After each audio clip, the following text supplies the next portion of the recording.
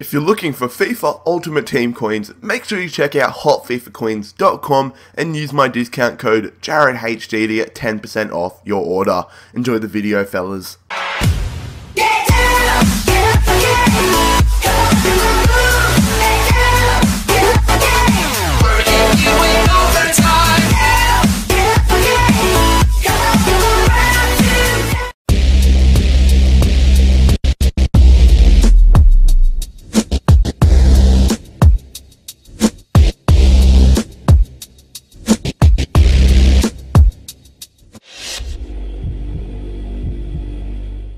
G'day guys, how's it going? It is JarradHD here. Welcome to episode number 3 of season 2 of the Crystal Palace Career Mode series. We're going to jump straight into the episode, playing the second game of the Premier League season. It is away from home. We are taking on Swansea City, travelling to Wales to take on the side that we played on the final day of last season. We picked up a 1-1 draw with them last season, so let's see how we go. Tommy Juric making his debut for the club, and same with Davide Santon, but 5 minutes into it, it is going to be Routledge passing it to Sigurdarsson, to Routledge to Michu looking for an option, gets in, passes it to Sigurdsson, to Dyer gets it past the keeper, but can't put it into the back of the net. Thank God for that. Pushing on 42 minutes into it, it is Routledge on the ball, playing it through to Ki Sung Yong.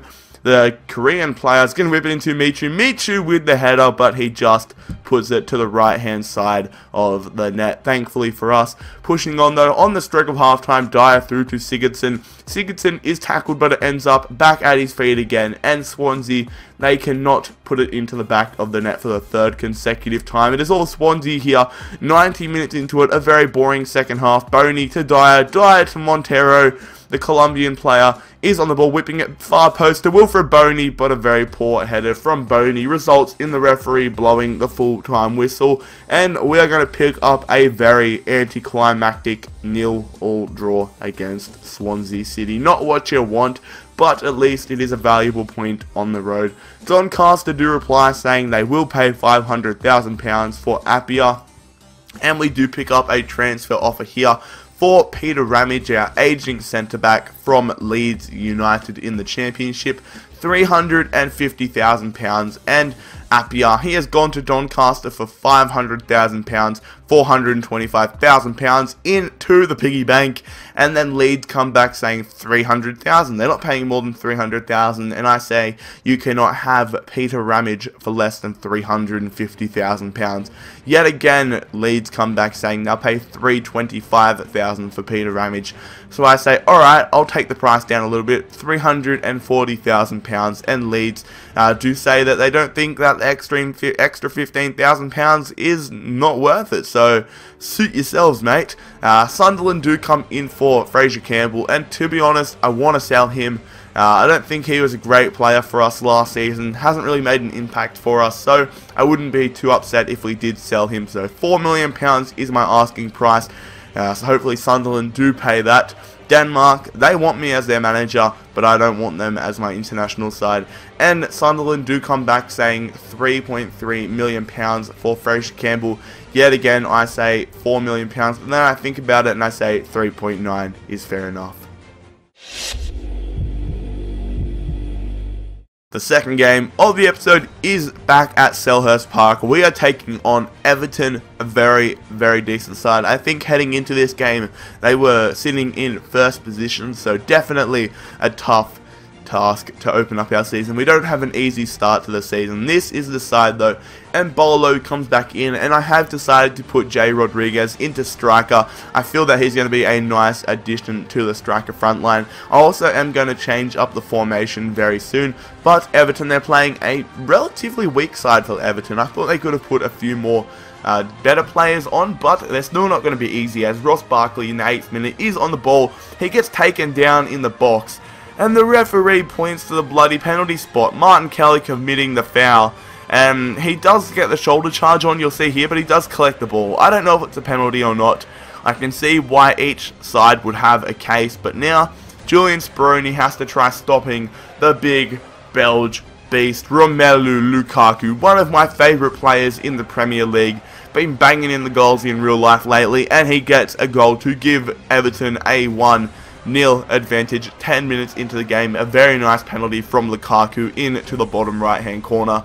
Not what we would have wanted though. It's 1-0, and then 12 minutes into it, Barry Banan is on the ball. He's looking for an option late, plays it to Jay Rodriguez. Jay Rodriguez lets the defense come to him. A nice bit of ball skills there and a great strike, but an even better save from Robles to match it. Off the resulting corner, Barry Banan, he's going to tell us to run into the box, crowd the keeper. He whips it to Jay Rodriguez, who gets his head on it, but another good save from Joel Robles, the young Spanish goalkeeper at Everton. McCarthy, he is on the ball here. The Irishman passes it to Lukaku. Lukaku to Barkley. Barkley takes a strike and a good fingertip save there from Speroni. Moving on, we're going to have, or Everton's going to have the ball 42 minutes into it. Luke Garbutt plays it through to Lukaku. Lukaku, he's trying to be a menace again. Lukaku plays it back to Garbutt. Nice little 1-2 there. Lukaku hits it off the left foot.